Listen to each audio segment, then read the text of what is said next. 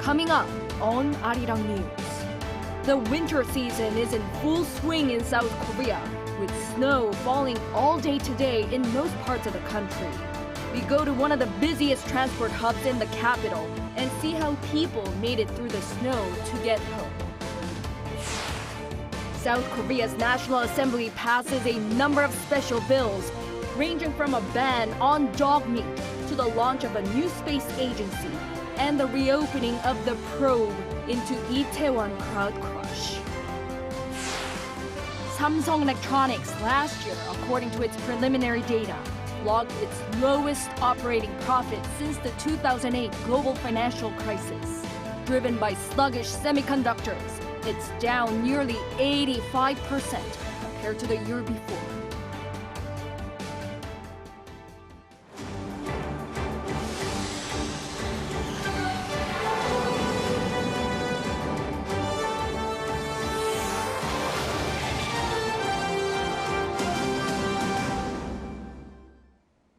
Good evening. It's 9 p.m. here in Seoul. Thank you for joining us on Arirang News. We begin with snow blanketing the entire country today. The central regions have been especially hit hard, prompting the issuance of heavy snow advisories. Our Song Yoo-jin leads our coverage tonight. It snowed almost all day long on Tuesday. Seoul saw at least 2.8 centimeters of snow, and parts of Gyeonggi-do and Gangwon-do provinces saw 4 centimeters. The country's weather agency predicts that by Wednesday, most regions will get up to 8 centimeters. But Chungcheongbuk-do, Gangwon-do, and Jeollabuk-do provinces might get up to more than 10 centimeters. But what's causing this? It's because of a snow cloud belt originating from the West Sea. It's currently making its way southeast across the country. In response, at 10 o'clock Tuesday morning, the Interior Ministry activated its Central Disaster and Safety Countermeasures Headquarters Level 1 response measures, the lowest on the 3-tier system. This means the swift removal of snow from roads. The ministry also upgraded its 4-step snow alert level from the lowest interest to the second lowest caution. Heading into the evening, the streets were bustling with commuters bundled up, clutching umbrellas and treading very carefully due to the amount of snow on the sidewalks. It's hard to see snow in Busan, so it's kind of cool to see the snowfall in Seoul. Maybe to be a bit cautious about slipping because the floor is very wet and slippery. For safety, using public transport is highly recommended. But for those who do intend to drive or have no choice to, make sure to drive slowly and keep safe distances from other vehicles. And for those who have them, snow chains are recommended. Also, tune into the latest weather updates, bundle up, and be careful because roads and sidewalks are slippery. So the weather agency says snow will continue until Tuesday night in the capital regions and in most parts of the country until Wednesday morning. However, some coastal regions of Gangwon-do and Gyeongsangbuk-do provinces might experience snow until Wednesday afternoon. Song Yoo-jin, Arirang News. Shifting gears, the nation's presidential office has added a new economic security division to tackle a growing list of supply chain and industry-related issues that affect South Korean livelihoods. Our correspondent Oh Soo-young has the details. South Korea's National Security Council has established a new division focusing on economic and cybersecurity. On Tuesday, President Yoon Suk-yeol's office said the nation's top security body created a third deputy position to, quote, take a more organic and systematic response to complex security crises. This comes as Seoul addresses a growing range of new emerging threats to national security, affecting the livelihoods and safety of South Koreans beyond their traditional security concerns posed by North Korea.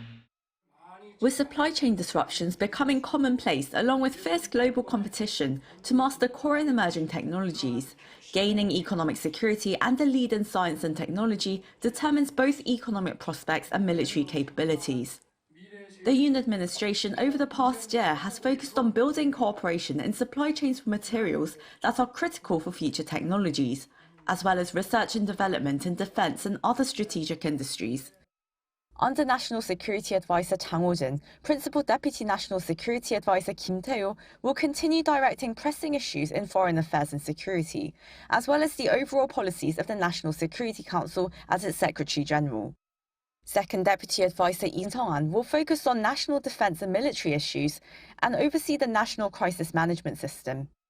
The new third deputy, expected to be appointed in the coming days, will take over emerging security issues.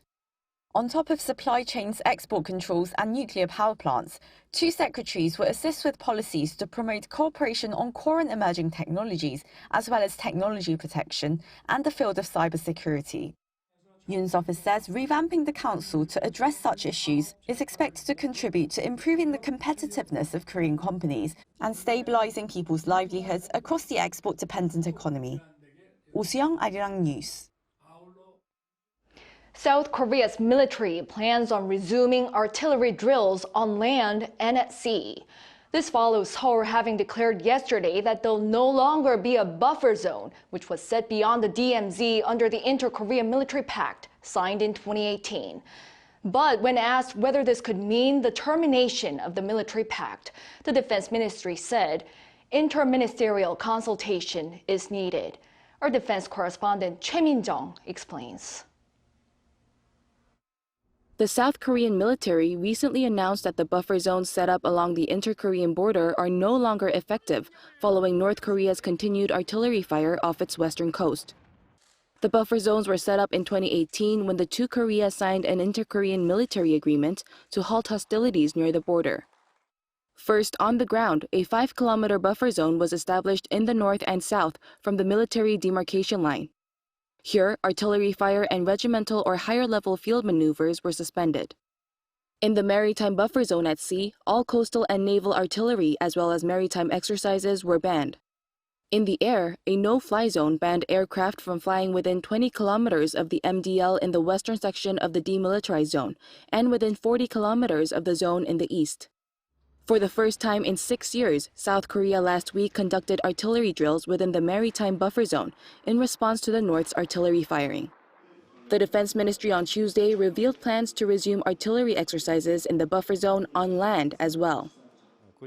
As you know, due to the September 19th military agreement, there were restrictions on large-scale regiment-level maneuver training and artillery fire training within 5 kilometers from the MDL. So there were some limitations in establishing a readiness posture in border areas with frontline units. I believe that such issues will be resolved and each unit will be able to train in better conditions.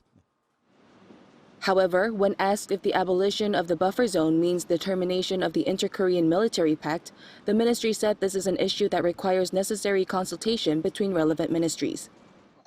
The Defense Ministry seems to be responding to North Korea's provocations, while the government is thinking there's no need for us to be the first to destroy the military pact, as it's already dead. The expert added that it would be difficult for Pyongyang to pose a direct threat as long as the South Korean military remains on high alert. Choi Min-jung, Arirang News. At the Nat'l Assembly, South Korea's lawmakers passed a number of special bills this afternoon, ranging from a ban on dog meat to the launch of a new space agency and the reopening of the probe into Itaewon crowd crush. Our correspondent Lee Si-hoo reports. Lawmakers at the National Assembly's plenary session on Tuesday approved special bills that will establish South Korea's new space agency and that will ban dog meat consumption in the country. The special act for the establishment and operation of a new space agency passed with 263 approvals and 3 abstentions. The new space agency, which the Science Ministry has dubbed the Korea Aerospace Administration, or KASA, is expected to launch in Sacheon, Gyeongsang-namdo Province as early as this May. The agency will carry out research and development, policy making, industry promotion, international cooperation, and more in the field of aerospace. In response to the bill's approval, President Yoon Suk-yeol said South Korea has taken a great step toward becoming a major space power. Meanwhile, the so-called Dog Meat Ban Act passed with 208 approvals and 2 abstentions. It prohibits all processes of dog consumption, including the breeding, slaughtering, and selling of dogs. Punishment for slaughtering dogs for consumption will be up to 3 years in prison or a fine of up to around $23,000 US. For the breeding and selling of dogs for eating, offenders could face up to 2 years in prison or fines of up to around $15,000. There will be a grace period of 3 years to allow for related businesses to prepare for closure. The opposition, amid a PPP walkout, also unilaterally passed an act that calls for further investigation into the Itaewon crowd crush in 2022. The act supports the formation of a special investigation committee so that those responsible for the disaster can be penalized. The PPP opposed the bill, saying that this would incite political strife, and held a rally in protest. Eyes are now on whether President Yoon Suk-yeol will exercise his right to veto the bill. Lee Si-hoo, Arirang News. And the main political parties have agreed to hold an extraordinary National Assembly session from next Monday to February 8th. This follows the conclusion of the current extraordinary parliamentary session. The ruling People Power Party and the main opposition Democratic Party also agreed to convene 2 plenary sessions on the January 25th and February 1st. Eyes are on whether contentious proposals on the special probe into First Lady Kim Gun-hee and the so-called Daejangdong 5 billion won club will be brought to a revote after President Yoon Suk-yeol vetoed them last week. Moving on, President Yoon Suk-yeol, attending a gathering for people in arts and culture on Tuesday, emphasized the power of culture and showed his appreciation for those who serve in creative industries. He also reflected on the moment he sang American Pie in Washington, D.C. last year, saying it had a greater impact than the rest of the events during his trip. Known as the industry's biggest of the year, Tuesday's event was held at Seoul Arts Center with around 150 people in attendance. He also joined the crowd for the 2024 New Year concert, which brought together classical musicians from 12 different orchestras nationwide to play in front of 2,000 invitees from various backgrounds, such as veterans and their families and volunteers.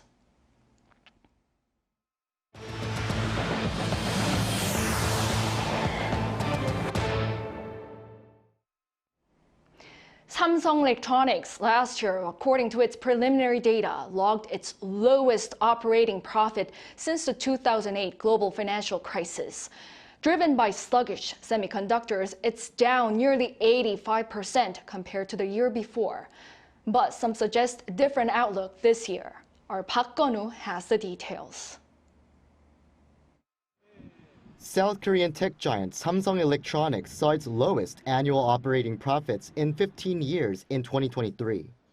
According to preliminary data revealed by the company on Tuesday, operating profits came to 6.54 trillion won, or around $5 billion, a drop of 84.92% from the year before. It's the lowest that yearly operating profits have fallen since 2008. An expert explained about the reasons behind the fall in profit. The drop was due to shrinking chip demand for IT products that led to excessive supply and price drops as the global economy worsened last year. Samsung's Device Solutions division that manages its chip business saw a cumulative deficit of approximately $9.1 billion from the first to third quarter last year. Operating profits started to improve in the fourth quarter due to a reduction in production and chip inventories. Meanwhile, despite on-quarter operating profits for previous quarters last year, the fourth quarter saw a drop compared to the previous year. In the fourth quarter alone, operating profits fell around 35% compared to the year before, to around $2.1 billion, falling short of the London Stock Exchange Group's smart estimate of around $2.8 billion. But the expert forecast a brighter future for the chipmaker in 2024. Expect an earnings rebound from the second and third quarter due to a surge in chip prices seen since the fourth quarter of last year, as well as higher foundry orders. He said he expects the company to see improvements by the second and third quarters. Park Gun-woo, Arirang News.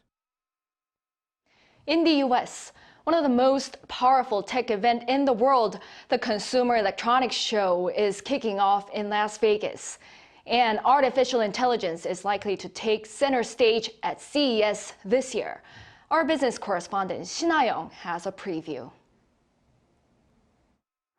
The world's largest tech show, the Consumer Electronics Show, where visitors can be among the first to experience global tech trends, is about to kick off in Las Vegas on Tuesday local time. Under the theme of All Together, All On, this year's trade show focuses on using innovative technology to tackle global issues. The combined exhibition area covers a vast space of over 240,000 square meters, a 30% increase from last year. Some 3,500 companies from 150 countries are taking part. From South Korea, around 760 companies, including startups and major players like LG Electronics, Samsung Electronics, Hyundai Motor Group, and SK, will showcase their latest cutting-edge technologies. This makes Korea the third largest country in terms of participation after the US and China. At CES 2024, AI developments in a variety of fields including home appliances, healthcare, and automotive are expected to take center stage. Ahead of the opening, South Korea's tech giants unveiled a range of next-generation TVs. LG Electronics presented the world's first wireless transparent OLED TV, the LG Signature OLED T. When turned up, it's practically invisible, blending into the surroundings and making the space feel bigger. And you can see beyond the screen and move it freely thanks to its transparent screen and wireless technology. It is complemented by top-notch picture quality and LG OLED, powered by the new Alpha 11 AI processor. Samsung Electronics revealed its latest QLED and micro LED TVs. The announcement also conveyed plans to open what the firm calls the era of AI screen, with the introduction of a next-generation AI processor set to redefine the perception of smart display capabilities. Samsung's AI screen is powered by on-device AI technology. We will be the centerpiece of your AI home, connecting all your devices to offer more flexible and diverse lifestyle, with no boundaries on or off screen. With curiosity about how AI will break down barriers in various industries, the 4-day event is expected to attract over 130,000 people from around the world. 신하영, Arirang News. On the local front, the latest trade data shows that South Korea's current account surplus extended for 7 months in a row in November on the back of a rise in exports led by semiconductors and automobiles. Our An Sung-jin has more. South Korea's current account balance for November last year saw surplus yet again on the back of improving exports. According to preliminary data released by the Bank of Korea on Tuesday, the current account balance saw monthly surplus for the 7th consecutive month, with the surplus for November standing at $4.06 billion. The goods account saw a surplus of $7 billion in November, nearly $2 billion higher than the month before, as exports saw strong performance and imports fell. Exports saw an on-year increase of 7% on the back of an improvement in the semiconductor industry and a recovery in trade with China. Automobile exports continued their strong performance, and semiconductor exports saw a hike, recording a 10.8% on-year increase, the first on-year increase since July 2022. In terms of region, exports to U.S. rose by 24.7% compared to the year before, while exports to both Japan and Southeast Asia increased by 11%. Imports fell by 8% compared to the previous year on a drop in fossil fuel prices.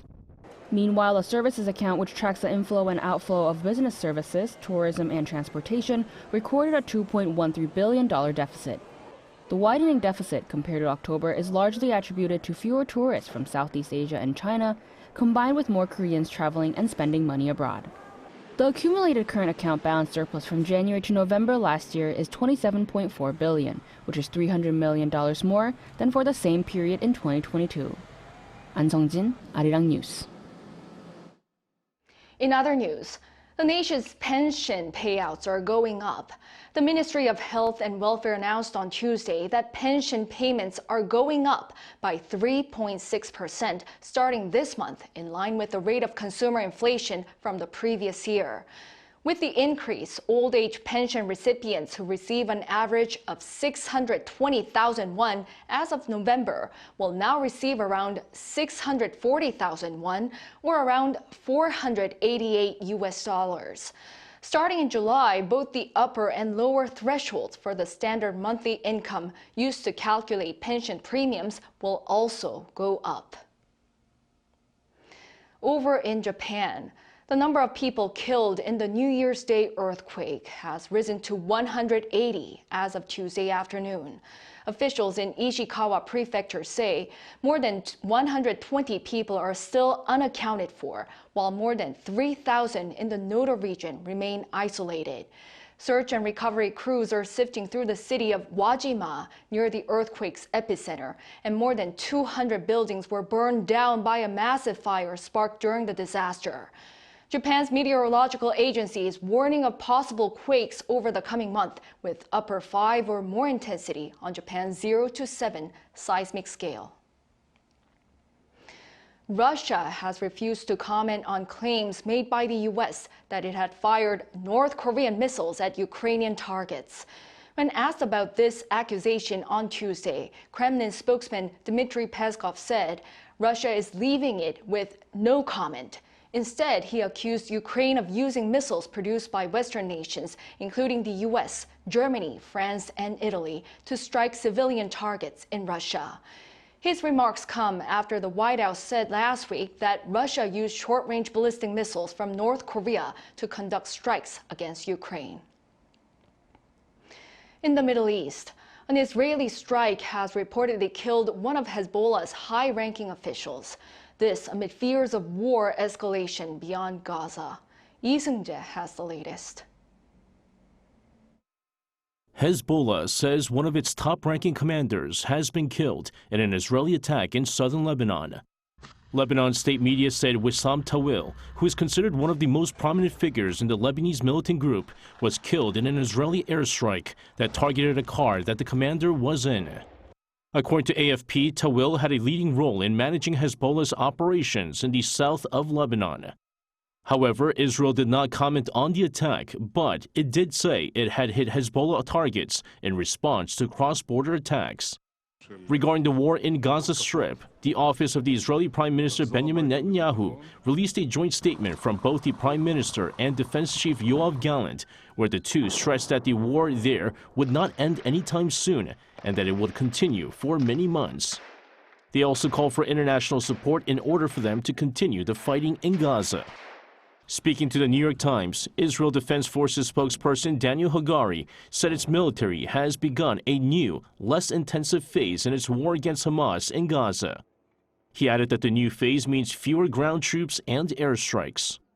The comments came hours before U.S. Secretary of State Antony Blinken arrived in Israel to discuss the transition to the next phase in fighting and preventing the conflict from spreading. Meanwhile, Blinken sent a message of warning to the Houthi militants in Yemen, saying they will face consequences for continued attacks on ships in the Red Sea. Blinken told reporters Monday in Saudi Arabia that some 40 countries have called on Houthis to stop their attacks. The top American diplomat also made stops in Turkey, Greece, Qatar, and the United Arab Emirates in quick succession before his visit to Israel. Lee Seung-jae, Arirang News.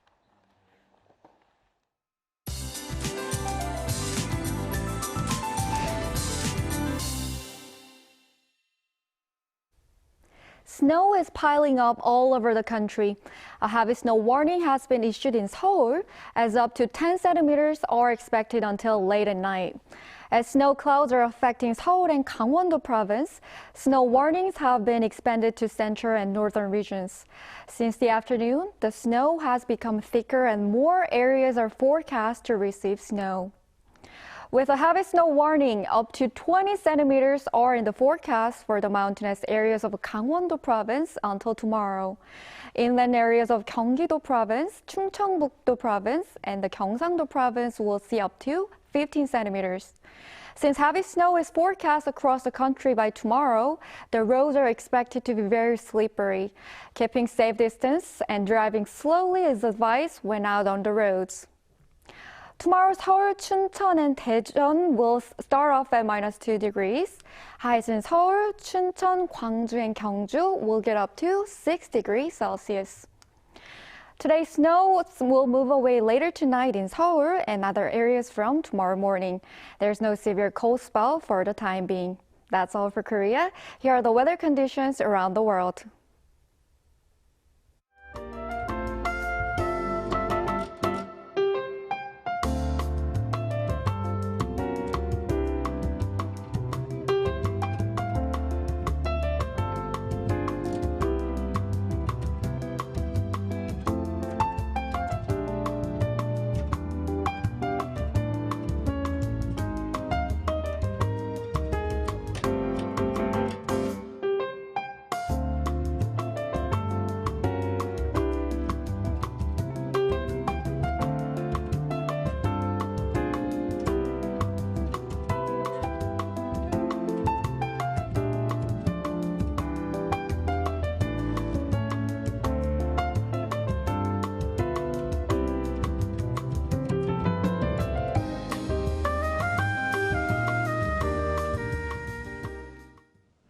Well, that brings an end to this newscast. Thank you for watching. We'll be back at 10 p.m. with the AI headline news. Stay warm.